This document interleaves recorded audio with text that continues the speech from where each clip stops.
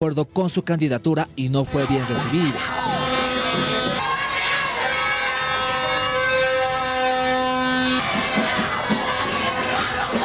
Sin embargo, estuvo presente en la mayor cantidad de debates presidenciales, pese a que las encuestas no están a su favor. Si el arcismo va a respetar que no se toque, que no se hipoteque ese oro remanente. Tiempo. De un gobierno que emerge desde las clases populares, desde el pueblo boliviano, que ha cuidado cada centavo, cada peso de las familias bolivianas. Estos no son los gobiernos neoliberales cuando ustedes vendieron las empresas, las quebraron las empresas, las bolivianas y bolivianos, luego las remataron. Y quién sabe quién las está administrando. Además, desde la Dirección Nacional del Movimiento al Socialismo, partido por el cual participa en los comicios de agosto, instaron a la unidad de la izquierda. Del Castillo aceptó el reto. Apoyado la unidad del bloque popular porque sabemos que quienes van a venir a hacer daño a nuestro país van a venir a vender la patria como ya lo hicieron en la década de los 90. El diálogo debe ser sin tipo de presiones, sin tipo de condicionamiento, debe ser en base a un plan de gobierno. A menos de un mes de las elecciones presidenciales existen candidatos que ponen en duda su participación. El material electoral ya está listo y solo se espera que se tenga un nuevo mandatario de Estado para noviembre de esta gestión.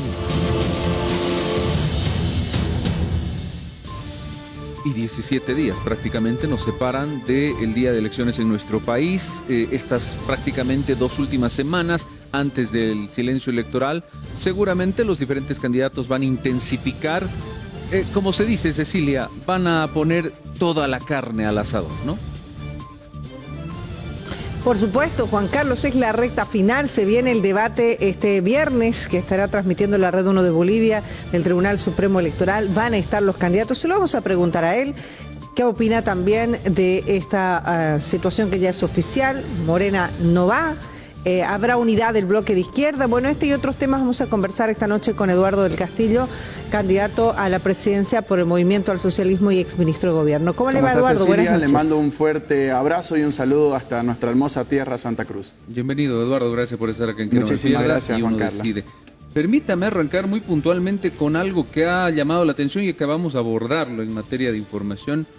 Y le pregunto, porque claro, usted ha sido ministro de Gobierno.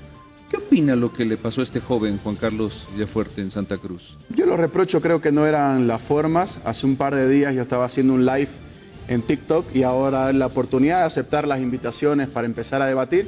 Y debatí con él. Creo que es un joven sano que tiene un posicionamiento político ideológico contrario al nuestro, pero en democracia debemos debatir todos los puntos. ¿Por qué actúa así la policía? ¿Por qué actúa así la justicia? Yo tengo conocimiento, yo lo reprocho, creo que no es un tipo de acción que vaya acorde a nuestros principios. Así que le mandamos un saludo a Villafuerte. Usted dice que no debieron detenerlo de esta forma, entonces. Bastaba con citarlo. ¿Se equivoca la ASFI, la policía? La ASFI no emite un mandamiento de aprehensión, la policía tampoco emite un mandamiento de aprehensión. La policía da cumplimiento a los mandamientos de aprehensiones que emiten otras instituciones. Yo creo que han habido excesos, yo creo que bastaba con citarlo a declarar. Si el Ministerio Público ha emitido un mandamiento de aprehensión, será del Ministerio Público. Yo considero que en esta oportunidad bastaba con citarlo a declarar, hacer una serie de preguntas y evitarse este mal momento. Creo que es un joven que recién está comenzando, si no me equivoco, está estudiando Derecho y está tratando de explicar lo que él siente, lo que él piensa desde su punto de vista y también desde cómo va desarrollando su vida. Entonces, nosotros reprochamos este tipo de actitudes. Ahora, Eduardo, le consulto esto ya entrando en materia porque hay mucha gente que considera que en su gestión como ministro de Gobierno también se cometieron este tipo de excesos y lo relacionan con la libertad de expresión, etcétera, etcétera. Ninguna persona por pensar de manera distinta al ministro de Gobierno, el ex ministro de Gobierno, ahora candidato a la presidencia, ha estado detenido. Entonces no han habido excesos yo le digo, Juan Carlos, que eso nunca ha pasado. En este caso ha habido un joven de 21 años de edad que ha emitido su criterio y lo han detenido. Y yo reprocho este tipo de actitudes. ¿Usted, Eduardo, cree que en su gestión no han habido excesos de este tipo? No hay ninguna persona que haya sido detenida por pensar de manera distinta al ministro de Gobierno, en este caso, Eduardo del Castillo, el exministro de Gobierno, ahora candidato por el Movimiento Socialismo, el instrumento político más grande en la historia de nuestro país. Ahora está del otro lado, Eduardo, un poco, ya salió del Ministerio de Gobierno y bueno, creo que ya ha tenido también la posibilidad de ver, hoy usted lo dice, estoy del otro lado, he visto y manifiesta esta opinión en torno a Juan Carlos Villafuerte, por ejemplo, por estos videos y la libertad de expresión que se debe respetar en nuestro país, sin duda alguna. ¿Reconoce algún error como ministro de Gobierno, Eduardo, usted en su momento, no solo con este tipo, por ejemplo, usted dice que no ha habido nada de esto cuando usted fue ministro de Gobierno que lo desdice totalmente este tipo de pensamientos o aseveraciones, pero ¿reconoce algún error en operaciones que se desarrollaron cuando usted estaba como ministro de Gobierno, quizás para cumplir también órdenes judiciales o del Ministerio Público? Probablemente, Cecilia, nos hubiésemos equivocado, no en una, sino en varias oportunidades mientras ejercíamos el cargo de ministro de Gobierno. Nadie es perfecto en este mundo, en realidad solo se equivocan aquellas personas que cumplen una función, si no sería imposible equivocarse.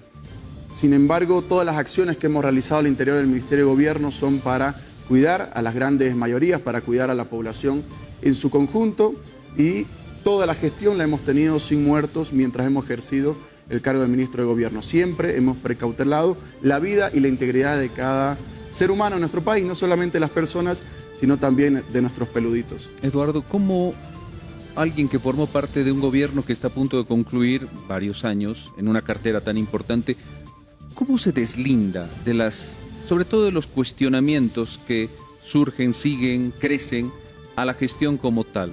Usted, y esto en el análisis muchos los consideran así, ¿está tratando de hacer un borrón y cuenta nueva, deslindarse de la gestión de gobierno en su campaña electoral? Juan Carlos, nosotros hemos tomado la decisión de cargar esta mochila del movimiento al socialismo con un bolsillo pequeño, que son los problemas, que son los errores, que son algunas deficiencias que se han tenido en estos últimos 20 años del movimiento al socialismo. Pero en la parte central de esta mochila cargamos los sueños, cargamos las esperanzas, cargamos la nacionalización de los recursos naturales, de las empresas estratégicas, cargamos haber subido de 1.000 millones de bolivianos el presupuesto de salud a 29.000 millones de bolivianos, de haber construido la mitad de las unidades educativas que existen en el país, de haber creado tantos ítems en salud, en educación, haber construido tantos kilómetros de carretera. Esa mochila la cargamos también con el movimiento al socialismo. Si no, estuviéramos con un salario mínimo de 440 bolivianos, como cuando gobernaba Tuto, o estuviéramos pidiendo la limosna internacional como en la época de Carlos Mesa, o un salario mínimo es una de mochila, 120. perdón, Eduardo, ¿es una mochila más positiva que negativa? Mucho ¿Sí? más positiva. Antes del movimiento socialismo, los campesinos, los indígenas, las mujeres de pollera, la clase trabajadora, los gremiales, los transportistas, los mineros, los fabriles, los peluqueros, todas y todos, emergentes de los sectores populares, eran discriminados y no eran tomados como parte de un Estado. Incluso las mujeres no eran parte de las grandes decisiones de nuestro país. Gracias a la transformación que inició el movimiento socialismo, hay una nueva constitución política del Estado. Un joven de tan solo 18 años de edad puede postular a la candidatura a una concejalía, a alguna alcaldía, a una gobernación. Podemos seguir transformando y generando espacio para los jóvenes, y eso fue una lucha desde el movimiento socialismo, que más de la mitad de la Asamblea Legislativa Plurinacional tenga representación femenina, es gracias a la lucha del movimiento socialismo. Hemos avanzado mucho, Juan Carlos. Evidentemente hemos tenido y hemos cometido errores, han habido también personas que se han equivocado, y precisamente hoy venimos con una renovación, con un nuevo equipo de trabajo, con una nueva visión, con nuevas ideas, porque sabemos qué es lo necesario para el país. Lo necesario para el país no es achicar el Estado. Lo necesario para el país no es destruir las empresas públicas como lo hicieron en el pasado, vendiendo nuestra patria como hicieron en la década de los 90 y a principios del 2000. Juan, en este caso, cuando usted habla obviamente de una mochila que tiene más cosas positivas que negativas, ¿qué pesa entonces en lo negativo en esta mochila que decide cargar Eduardo del Castillo? ¿Qué diría usted que es lo pesado y que ha sido lo negativo y de lo que usted de alguna manera saca, me imagino, porque es así, alguna enseñanza para no volver a aplicarlo? Uno de los miembros del movimiento socialismo que fungió como presidente de nuestro país está siendo investigado en este momento por haber transgredido los derechos sexuales de menores de edad. También cargamos con esa mochila. Hay gente que anda recriminando este tipo de acciones en las calles. Dentro de estas mochilas cargamos que se han creado tal vez alguna institución que no funciona como debería ser o se alejó de los principios por los cuales se constituyó una empresa. Y hay que ir ordenando la casa. Estos malos manejos en algunas instituciones, los malos manejos en alguna empresa, también la cargamos en la parte negativa, pero la parte positiva es mucho más grande. Hemos tenido bastantes años de estabilidad, hemos sacado a millones de personas de la pobreza y esto ha sido gracias al trabajo, la lucha, el esfuerzo de todos los sectores populares de nuestro país que decidieron construir un tejido social para gobernarse ellos mismos. Que no vengan gente de afuera a gobernar a las bolivianas y bolivianos como están pretendiendo hacerlo hoy en el presente. Indudablemente uno de los aspectos que ha generado mucha repercusión, incluso cuando usted seguía como ministro de Gobierno, tiene que ver con el expresidente Evo Morales y la denuncia en su contra, con una orden de aprehensión pendiente, con un aislamiento en el trópico de Cochabamba, pero con una denuncia que le he escuchado, y aprovecho y me permito preguntársela directamente a usted, Eduardo. ¿Usted conoce a Cindy Saraí? Porque se ha denunciado que usted incluso ayudó a salir a Cindy Saraí del país cuando todavía no ejercía el cargo y llevarla a Argentina. Le pregunto eso. Con todo respeto, se lo voy a pedir, seguramente usted no tiene conocimiento de la materia, pero no se puede levantar los nombres de las mujeres que han sido víctimas de violencia porque las están revictimizando, no les están permitiendo tener un ejercicio pleno de sus derechos. Yo les pediría, por respeto a las víctimas que han sufrido transgresiones, nunca nombrarlas. No hay que revictimizar a las mujeres que han sido víctimas de violencia física, psicológica, sexual o incluso económica, financiera, así que yo les pido respeto para esas mujeres. Ok, no, mil disculpas, no damos el nombre, pero a esta persona, ¿usted la conoce? Esa era la pregunta. Sí, tuve la oportunidad de conocerla. ¿Y en qué circunstancias, Eduardo? Era parte de la organización donde yo militaba antes. ¿Y la ayudó a salir del país, como dicen algunas denuncias? Puede revisar mi flujo migratorio si alguna vez yo tuve algún viaje con esta persona. Eso es mentira, entonces. Puede revisarlo, puede investigarlo, mi vida es pública. He sido el único ministro de Estado que ha presentado una nota a la ASFI para que puedan transparentar todas sus cuentas financieras. Todo el movimiento de Eduardo del Castillo es completamente transparente. Yo he renunciado a mi derecho de secreto bancario y he renunciado a cualquier secreto porque la vida de una persona pública debe transparentarse en beneficio de la población y de la sociedad. Eduardo, usted dice que una de las cargas pesadas y negativas es obviamente esto que tiene que ver con las denuncias concretas vinculadas al abuso de menores y el abuso de poder también, porque se vincula a ambos casos. Cuando uno ejerce un cargo alto y obviamente aprovecha este cargo para beneficiarse, y en la denuncia concreta habla de menores de edad, esto tiene un agravante aún mayor en materia jurídica.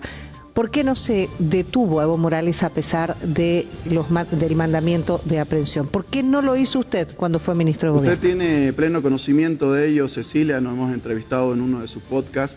Le hemos manifestado que se emitió un mandamiento de aprehensión en contra del señor Morales en su momento y los informes de inteligencia, haciendo una apreciación de situación, manifestaban que podría existir un enfrentamiento que al menos dejaba la pérdida de vida de al menos 20 personas. Imagínese que hubiésemos ingresado a la región del trópico de Cochabamba, exfiltrábamos al señor Morales hacia el departamento de Tarija, donde está siendo investigado, y quedaban 20 personas muertas en el departamento de Cochabamba, en la región del trópico de Cochabamba, tanto funcionarios policiales como personas obligadas a proteger al señor Morales.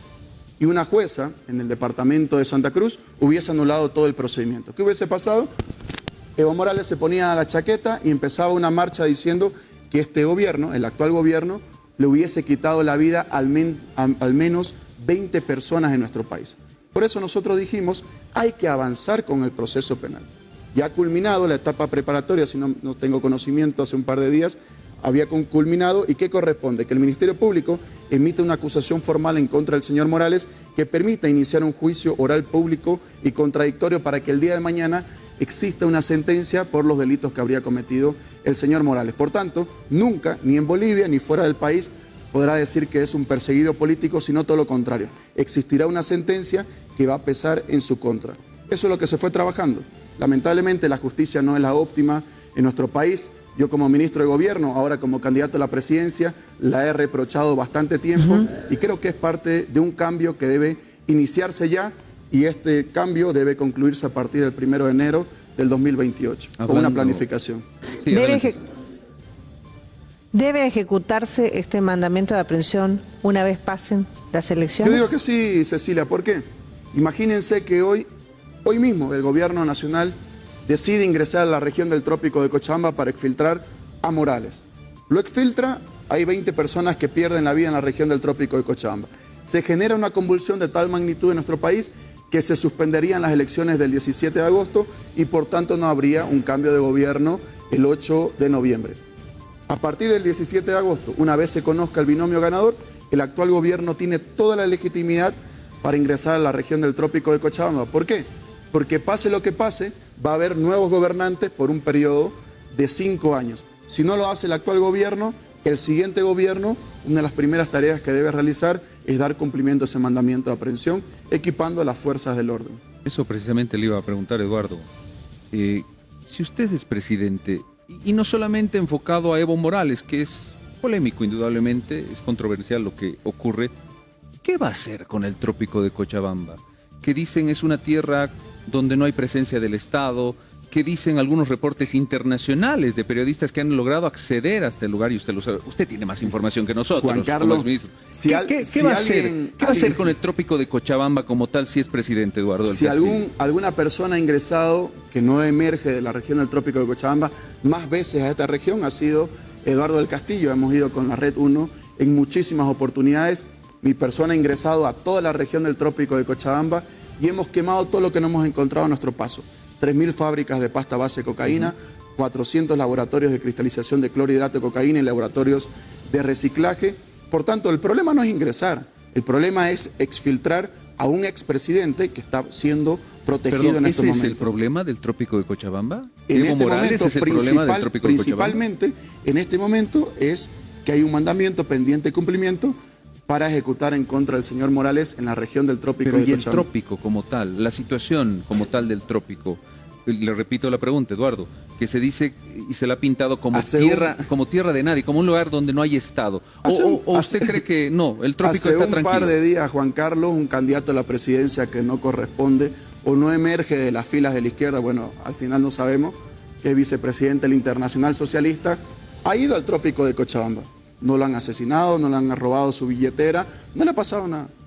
Principalmente la región del trópico de Cochabamba es una zona productora, evidentemente de hoja de coca, productora de palmito, productora de tambaquí, productora de chirimoya. Es la región más productora de piña de todo el país. El 90% de la piña se produce en la región del trópico de Cochabamba. ¿Productora de droga también? Evidentemente, y es por eso que hemos entrado a destruir en reiteradas oportunidades con distintos grupos de élites de la policía boliviana a destruir todas las fábricas que encontrábamos. Lo que necesitamos hacer es equipar más a las fuerzas del orden. Antes que nos hagamos cargo del Ministerio de Gobierno, las armas que utilizaba la Fuerza Especial de Lucha contra el Narcotráfico eran armas utilizadas en la época de Vietnam. Yo no puedo mandar a un funcionario de la policía boliviana, que es un ciudadano boliviano, que es un joven, a luchar contra narcotraficantes con un barbijo de plástico. Yo necesito darle armas que estén diseñadas para luchar contra el narcotráfico y fue precisamente lo que hicimos. ¿Usted va a ir a hacer campaña al trópico en estos 16 días ya que quedan? Si nos da el tiempo, se cancela uno de los foros previstos, vamos a ir a la región del trópico de Cochabamba. El movimiento socialismo ya ha inaugurado sus casas de campaña ahí en la provincia Chapare, que es la zona neurálgica sobre algunos temas delictivos. Ya ha ingresado el movimiento socialismo, ha iniciado su campaña, están nuestros candidatos recorriendo las calles, haciendo el puerta a puerta, haciendo caravanas. Por tanto, estamos en todo el territorio nacional, Cecilia. Y si nos alcanza el tiempo, vamos a ir en persona. ¿No se ha encontrado esa campaña con crimen organizado, con cárteles? No, para nada. ¿De droga? Son zonas específicas donde ocurren. Pero hay algunos no hay, Eduardo. No hay cárteles de droga, Juan Carlos, no existen cárteles. Existen clanes familiares que están dedicados a una actividad ilícita. Y la Fuerza Especial de Lucha contra el Narcotráfico ha exfiltrado las veces que fue necesario a todos esos narcotraficantes. ¿Crimen organizado internacional existe en el trópico de Cochabamba? ¿No? Principalmente son pobladores de la región del trópico de Cochabamba. Estoy hablando de clanes familiares dedicados a actividades ilícitas, pero es un grupo minúsculo en relación a la totalidad de la población de la región del trópico de Cochabamba que está pidiendo orden, que está pidiendo poder respirar con paz y con tranquilidad. Si usted es gobierno, ¿qué va a hacer con esos clanes? Lo que hicimos antes con mayor fuerza.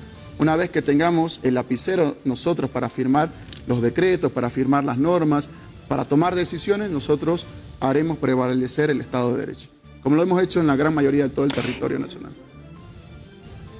Volviendo al tema de la mochila, de lo pesado, ¿cómo hace Eduardo del Castillo para revertir lo que hoy le está dejando esta gestión de gobierno a esta candidatura que usted, encabeza, tomando en cuenta los números, las encuestas, la preferencia electoral?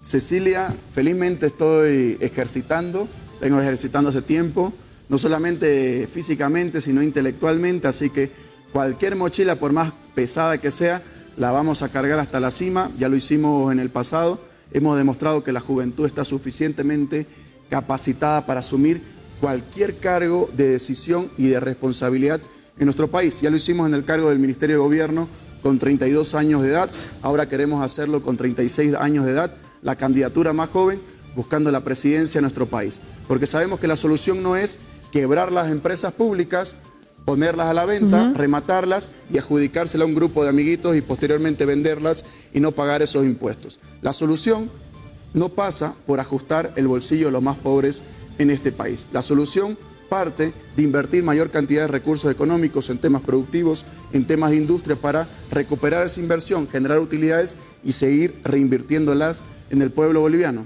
De nada sirve traer una cadena de hamburguesas a Bolivia si todos los productos que trae esa cadena de hamburguesas son importados. Se le quita la fuente de trabajo a las bolivianas y bolivianos y se le da fuente de trabajo a gente en el exterior. Lo que necesitamos nosotros es más industria y más control como Estado. ¿Y de dónde va a sacar los dólares, Eduardo? Yo recuerdo... Tenemos un plan, Juan Carlos, ¿Préstamos? que se llama Bolivia Primero. Bolivia Primero tiene varios planes, uno de ellos se llama el Plan Plata, el plan para transformar la arquitectura económica y tener liquidez, y luego tenemos Vida, que significa la visión inteligente de los derechos ambientales. Luego ¿Cómo va tenemos... a hacerlo? En la práctica, digamos. ¿Cómo vienen estos dólares en la práctica? Rápidamente, porque dólares es lo que no hay. Hay que solucionar lo coyuntural mientras se va trabajando lo estructural. El que diga que va a solucionar el país en 100 días es un mentiroso que está acostumbrado a mentir, un mitómano. Nosotros decimos lo rápido que se puede hacer en este país es invertir recursos en la minería y en el agro. Y justo cuando inicia un nuevo gobierno en nuestro país en noviembre, comienza la época de siembra. 6 meses más tarde, en abril, comienza la época de cosecha. Si pasamos de producir 4.5 millones de hectáreas a empezar a producir 10 millones de hectáreas, vamos a duplicar no solo la inversión, sino los recursos económicos que van a producir esas tierras. Y actualmente, de cada 100 dólares que ingresan al país, 41 dólares emergen desde el sector minero de nuestro país. ¿Qué quiere decir eso? Lo rápido significa que hay que invertir en el agro y la minería para tener dólares suficientes. Y si tenemos dólares suficientes, tenemos menos filas en los surtidores de nuestro país sin ¿Y por qué no se lo ha hecho ahora? El bolsillo de la gente. ¿Por qué no se lo ha hecho, Eduardo, en esta gestión? Porque yo no tengo el siguen siendo bolígrafo, gobierno. Cecilia. Si falla la cámara que nos está enfocando en este momento, no es culpa de Cecilia Bellido porque se encuentra en el departamento de Santa Cruz. Las funciones que yo cumplía era de ministro de gobierno. Yo no era parte del área económica, O sea, Eduardo, perdón, yo no era parte de la Asamblea Legislativa Plurinacional. ¿Falló el presidente entonces? ¿El Estoy presidente hablando Arce? del presidente. Hubieron muchos factores internos y Pero externos él que es fallaron. el que tiene pues el bolígrafo para firmar lo que usted pero quiere. fallaron muchos elementos internos y externos. Creo que ni el mejor analista político de nuestro país hubiese pensado que el enemigo más grande que tenía o tiene en la actualidad el movimiento socialismo se llama Evo Morales. Nadie, ni en el peor escenario, imaginaba que Evo Morales hubiese dicho cuál es la fortaleza de Luis Arce Catacora, la economía. 2021 íbamos creciendo, 2022 seguíamos creciendo y ahí dijo Evo Morales, le tranco la Asamblea Legislativa y le tranco las carreteras. El 2024 bloqueó 40 días este país, asfixiando a las bolivianas. ¿Evo Morales es el responsable de lo que hoy vivimos, ¿perdón? Eduardo? De lo que se vive. ¿Evo Morales, para usted, en su análisis, criterio, ahora como candidato, es el responsable de lo que se vive hoy económicamente? Cecilia, no solamente por lo que hizo durante y en contra de la actual administración gubernamental, sino por lo que empezó y dejó de hacer a partir de la gestión 2014. A partir de la gestión 2014 dejó de invertir en la exploración y explotación de hidrocarburos.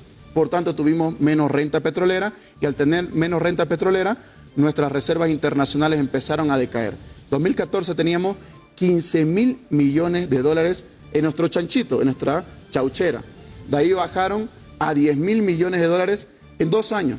¿Qué era el 2016? ¿Por qué gastaron tanta plata en esos 2 años? Porque era el 21 de febrero del 2016 cuando él estaba buscando modificar la constitución política del Estado. ¿Y en qué gastó esa plata? En canchas, en coliseos, en centros de salud. En campaña.